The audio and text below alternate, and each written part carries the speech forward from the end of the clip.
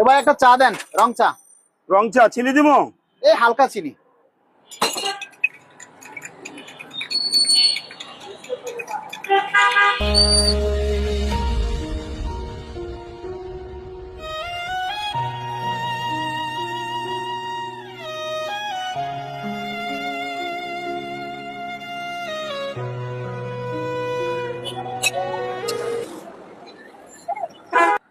রং চা 10 টাকা, দুধ চা 15 টাকা।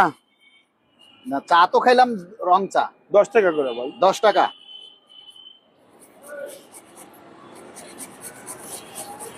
এ নেন 5 টাকা।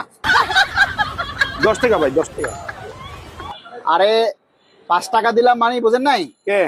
11 বছর পর সরকারি চাকরিজীবীদের মানে বেতন বাড়তেছে, তো সরকার ধাপে ধাপে দিবে। তো আমরা শুনতেছি প্রথম ধাপে নাকি 50% দিবে।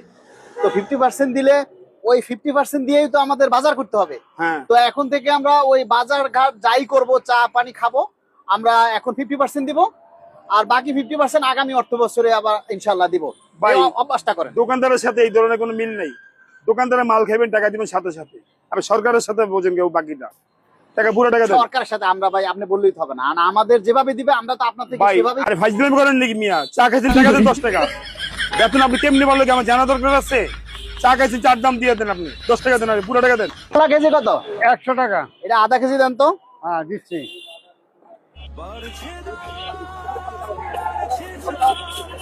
আর চিচিঙ্গা? চিচিঙ্গা 100 টাকা। এটা আধা কেজি দেন। হ্যাঁ দিচ্ছি।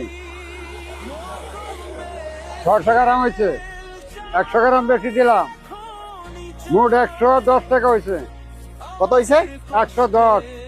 110। 110। এই নেন। আরো 60 টাকা দিবেন।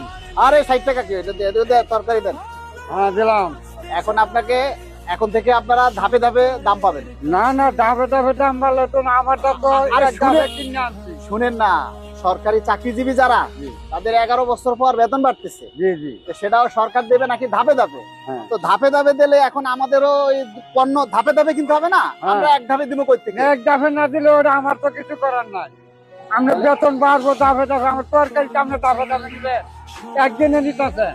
আমি তো কিনে আনছি বেশি দামে, আমার ব্যস্ত হবো। এটা চলবে না। টাকা দেন, সদাই লইছেন টাকা দেন। ধাপে ধাপে চলবে না। না, সদাই লইছেন টাকা দিবেন।